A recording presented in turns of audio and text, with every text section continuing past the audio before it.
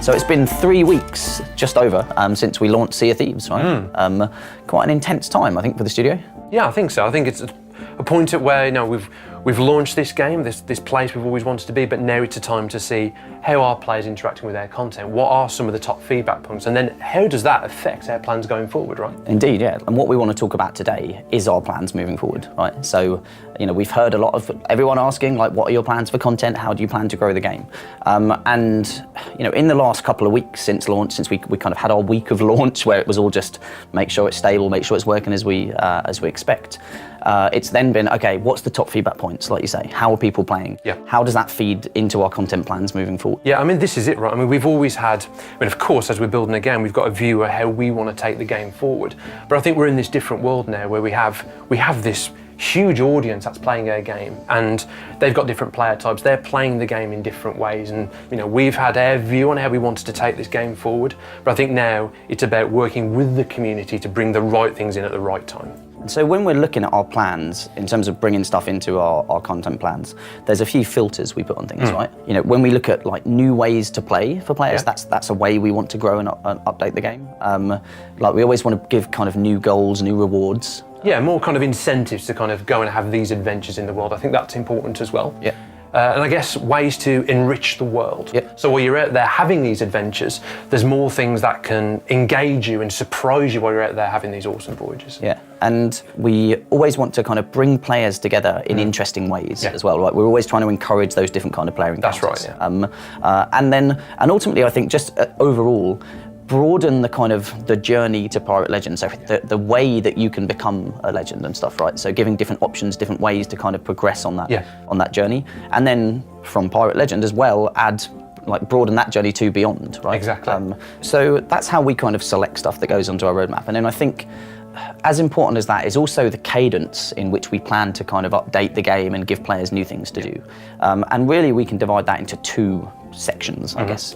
One of those is weekly events. I mean, we've always kind of talked about that idea that Sea of Thieves is an ever-changing place, and I think this is where these events come in, which is it week on week, changing the things you can go and accomplish in the game, and having these like challenges to go and accomplish, and ways to showcase the new content that we're adding to the game. I think that's what's so important about this consistent rhythm of events that we add to the game. And then alongside those, which are always going to give players like new goals and rewards, like you say, introduce new mechanics and stuff, and we'll touch on the details of those in a bit, I think, is these kind of larger content updates, right? Yeah. And so the first of those in our plan is the Hungering Deep. Yeah, that we're bringing in May to players. So the Hungering Deep introduces a new AI threat to Sea of Thieves, right? Yeah.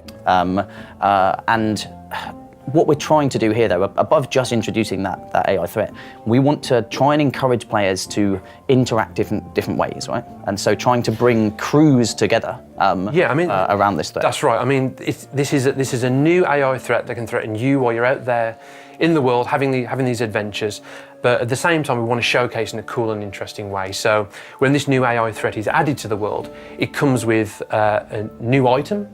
It comes with a new way that could bring crews together and bring players together, and also new things to go and achieve and new things to go and unlock. But again, reflective of their approach is that when we introduce something like this, beyond that it becomes a permanent fixture in the world, but it's showcased in a really cool and interesting way first. Yeah, we're giving players a goal that they've got to go and kind of work with other crews to kind of almost uncover this threat in the world. That's right. And then there are some other tools that come with that help with communication with other crews and stuff, right? I think just gives players something. It's a different way to play, really, around this, right? And it'll be a timed kind of event that this will be present for. Right. There'll be some cool stuff we're going to do around it a little bit before, a little bit of teasing around it and stuff. There's going to be some fun stuff to look out for there. But then, that is now present in the world. Like once that kind of event ends, everything we've introduced there is now also just there to enrich the world. That's right. Those items, those mechanics, plus this new AI threat in the world is now just a part of Sea of Thieves. Yes, yeah. But everyone's going to have the value when they go and play the game. Yeah. Play the game. Yeah. And then we transition to our weekly events strategy before we kind of get towards the next content update. It's about now doing weekly events in Sea of Thieves, and there's many different ways we want to kind of do events, right? Some is introducing new mechanics to the world in a cool way that really kind of maximizes the value of it and gets as many people using it and understanding it's arrived. Yeah, that's right. Some is like perhaps introducing a new way to play, right? So like within an existing trading company, you could be adding a completely new way to play for players, to help enrich that journey towards Legend. And some is just reusing cool things in the world, or the world we've already got, or some of the mechanics we've already got, right? We've got this beautiful world to explore, and arguably there's not enough reasons and motivations to really go out and explore, and people find these amazing underwater caverns or underwater ruins or hidden caves and stuff. And it's really fun to go and find that, but then it's like you kind of feel like you should be getting a reward for going there, right? So introducing like a hidden treasures event where like an NPC will tell you maybe they've lost some stuff in the world or someone's stolen it. You've got to go out and find it, and gives you that real reason to explore the world, find these treasures. Yeah, maybe bring areas of the game that haven't been into play really yet. Like we've got this beautiful underwater world, and like you say, there's the reefs and there's those little rock structures below the waves. And I think bringing those areas of the game into play more, I think that's going to be our focus going forward as well. Yeah, and so with these events, like I think you said, but there will be rewards, there'll be custom rewards, timed things that if you go and do them during this time period, you'll get exclusive stuff, right, for players. And like when you're doing events, you'll get rewards that help you progress within those existing events too. So this is, if you've been working through the Merchant Alliance or whatever for ages, but you want to progress quicker in that, like by going and doing events that are kind of separate from it, we also want to help you progress in the to just for your path. I think that's right, and you're going to be doing it along the way, right? You could be out there, on gold hoarder voyages, on merchant voyages, but you've got these events in your mind as well that you want to seek and get progress in. Yeah. So it's more things that kind of enrich the journey that you're on. Yeah, and so that's just an example of how we would use our existing world, right? But then if we were to introduce new mechanics, and one of our favourite ones that we're looking at right at the moment and we're working on is cursed cannonballs, right?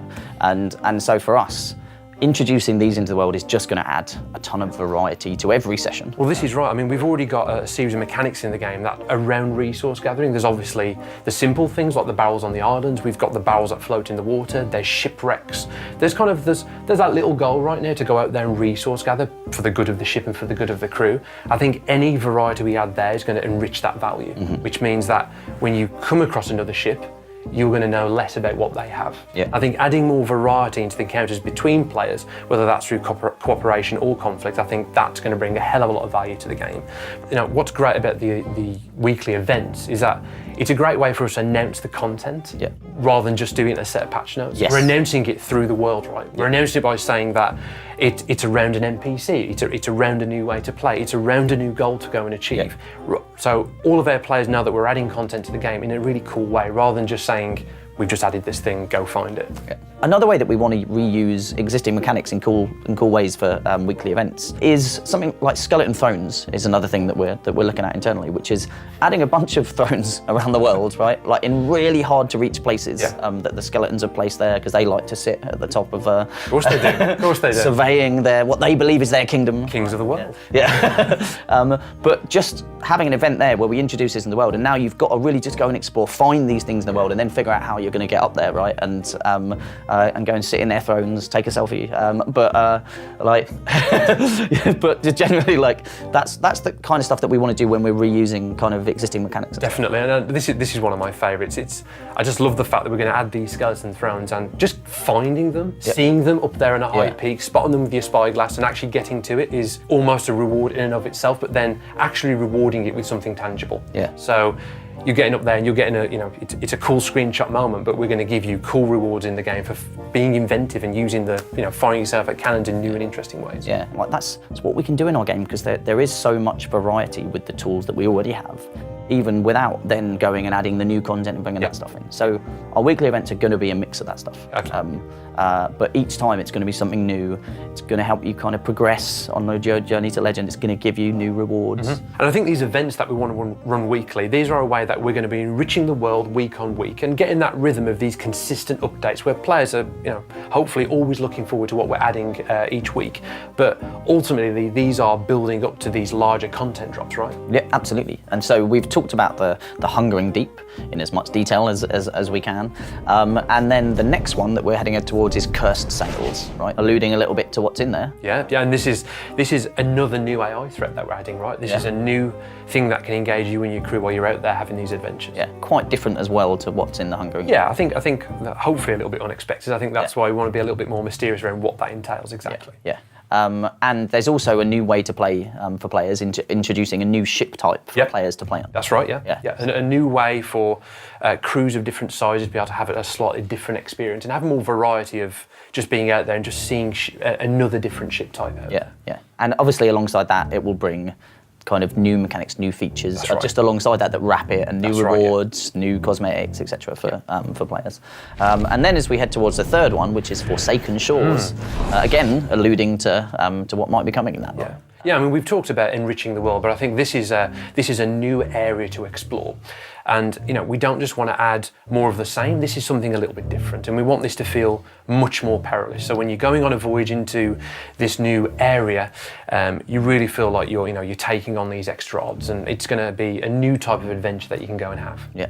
Alongside this more perilous kind of part of the world, we're also planning on introducing a new AI threat alongside that. That's very much themed to that part of the world. Right? Again, very different to what we're bringing in beforehand. So really trying to add that difference, that variety to the threats that you're going to encounter out there in the world. Yeah, I mean, more of that fantastical that we love so much on Sea of Thieves. And so that takes us kind of through summer, and then as we go head into fall and winter, we plan 3 more major updates during the rest of the calendar year, and all the while doing weekly events in between. And I think that another piece that's important for people to understand is that that's no extra cost when we add these. So our content updates, the weekly events and everything they're all available to all players, because we never wanted to do anything to separate players and give some people content that they can play with only them and then others. So that's never been our intent. Absolutely. This is the start of the journey, so welcome aboard. The game is going to continue to grow and be enriched from this point onwards. And it's really exciting. It really is to be now through our insider program, through the alphas, through the betas, through launch, and now we're looking at how we grow the game from this point on. And it's always been our plan all along to grow and evolve Sea of Thieves, to take feedback, to listen, and we are everywhere in terms of listening and watching and kind of hearing what people are saying, right? Yeah, and I think that's it is a privilege, and absolutely, there's all these kind of inputs, whether it's I've got this addiction to Reddit now, and I'll read in our internal forums, the tweets that we get from people playing our game. I think all of this is a source for information, and players should expect that, when there's a keen kind of appetite for things in the game, of course we're going to want to build content around those features, do so in a Sea of Thieves way, but at the same time, we're going to do things unexpected. We're going to do things that when we announce them, they're going to think, I can't believe they actually did that. I think that's the kind of balance that we want, where it's a mix of content that's, it's really cool, it's really obviously going to enrich the world, but also stuff that's really going to surprise and delight our players. I think there's going to be a real mix, but we're going to be constantly getting that communication from our players, no matter what the format. And this is our chance now to do what's always been our plan, which is to have this close relationship with players as we continue to build out the world of Sea of Thieves. Cool. Yeah. So I think that's it. I think we've discussed what our plans are now, and we look forward to questions, feedback, and everything else on all of the different kind of channels and way that Mike talks about. So, thanks very much for listening, and we'll see you out on the seas.